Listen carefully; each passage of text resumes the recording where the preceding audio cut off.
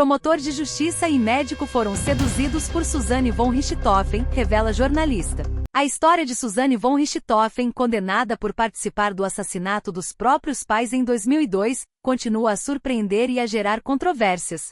Olá! Seja bem-vindo ao canal Notícias Global Momento Atualidades. Assista até o fim do vídeo. Além do crime que chocou o Brasil, a personalidade carismática e manipuladora de Suzanne tem sido alvo de relatos intrigantes. Durante o programa com Bial na madrugada desta sexta-feira 12 daquele ano, o renomado jornalista policial Valmir Salaro, da Rede Globo, revelou detalhes surpreendentes sobre como Suzanne teria seduzido um promotor de justiça e um médico durante seu período na prisão. Segundo Salaro, um promotor de justiça do interior de São Paulo teria se apaixonado por Suzanne durante o tempo em que ela cumpria a pena. O jornalista descreveu uma cena quase surreal. O promotor chegou a montar um espaço no gabinete do Ministério Público que lembrava uma boate, com som, luzes e lanches, para receber Suzanne. Ele pedia à diretora da cadeia que tirasse Suzanne da cela e a levasse até lá.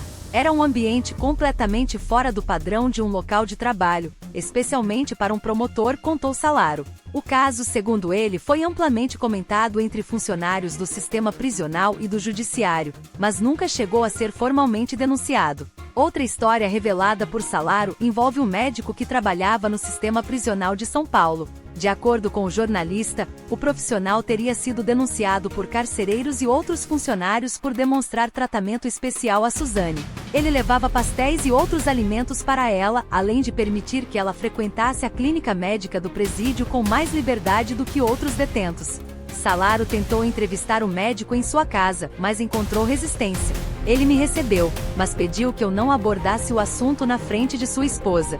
Disse que falar sobre Suzanne poderia acabar com seu casamento, relatou o jornalista. A situação ilustra o impacto que Suzanne parece ter sobre aqueles que se aproximam dela, mesmo em um ambiente tão controlado quanto o sistema prisional. As revelações de Salaro não são isoladas. Outros relatos ao longo dos anos destacam a habilidade de Suzanne em influenciar e seduzir aqueles ao seu redor. O delegado aposentado Jorge Lordello, conhecido por seu trabalho em casos de alta complexidade, já havia comentado sobre o magnetismo impressionante de Suzanne. Ele mencionou que ela teria seduzido agentes penitenciários, presos e até mesmo um ex-namorado que a visitava durante as saidinhas do regime semiaberto. Ela tem uma capacidade de manipulação fora do comum. Quem conversa com ela por algum tempo pode até acreditar que ela é inocente, afirmou Lordello em entrevista anterior. Essa característica parece ter sido uma constante em sua vida, desde o crime que cometeu até os dias atuais, durante o cumprimento da pena. Em outubro de 2023, completam-se 21 anos desde que o Brasil foi sacudido pelo brutal assassinato de Marisia e Manfred von Richthofen, um crime que expôs as entranhas de uma trama familiar marcada por ganância, manipulação e violência.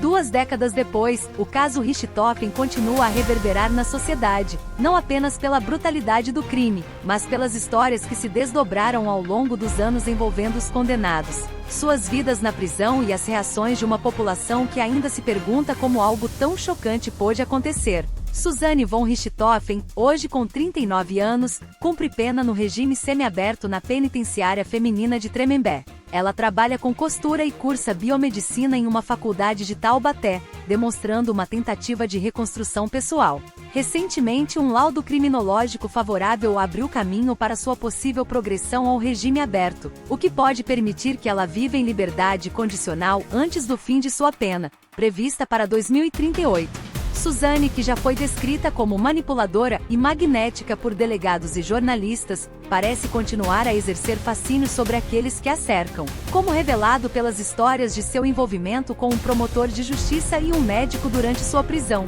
Daniel Cravinhos, ex-namorado de Suzanne e coautor do crime, está em regime aberto desde 2018. Ele se casou com a filha de uma agente penitenciária e vive em São Paulo, onde deve comparecer regularmente ao fórum. Sua pena deve terminar em 2041, mas ele já desfruta de uma vida relativamente estável, longe dos holofotes que ainda perseguem Suzanne. Christian Cravinhos, irmão de Daniel, também cumpre pena no regime semiaberto em Tremembé. Sua trajetória pós-crime foi marcada por tentativas de se reinventar, mas ele permanece sob o peso de sua condenação, com liberdade prevista para 2043. Andreas von Richthofen, o irmão mais novo de Suzanne, que não participou do crime, seguiu um caminho diferente. Formado em farmácia e química pela USP, ele enfrentou desafios pessoais, incluindo problemas de saúde mental, mas construiu uma vida longe do epicentro da tragédia familiar. Andrés vendeu a mansão dos pais e hoje vive em um apartamento em São Paulo, tentando deixar o passado para trás. A mansão na rua Zacarias de Góes, no Campo Belo, continua a ser um ponto de curiosidade e mistério. Vendida em 2014 por R$ 1,6 milhão, o imóvel permanece desocupado, com visitas esporádicas dos atuais proprietários. A fachada, antes marcada por pichações que pediam justiça, foi reformada e pintada de branco. Mas o local ainda carrega o peso simbólico de uma tragédia que marcou o imaginário coletivo.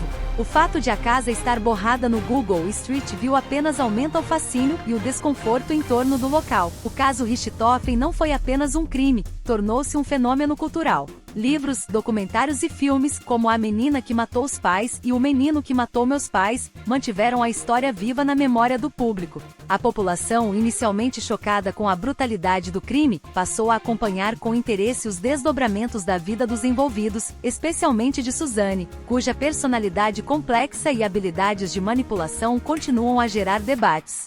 Nas redes sociais, o caso ainda é tema frequente de discussões. Em 2023, hashtags como #caso Richthofen e #Suzane von Richthofen ressurgiram em momentos como o aniversário do crime ou novas revelações sobre a vida dos condenados. A opinião pública está dividida, enquanto alguns defendem que Suzane e os cravinhos já cumpriram tempo suficiente e merecem uma segunda chance. Outros acreditam que o crime foi tão hediondo que a pena deveria ser cumprida integralmente, sem possibilidade de progressão. À medida que os anos passam, o caso Richthofen levanta questões profundas sobre justiça, redenção e a capacidade de recomeçar.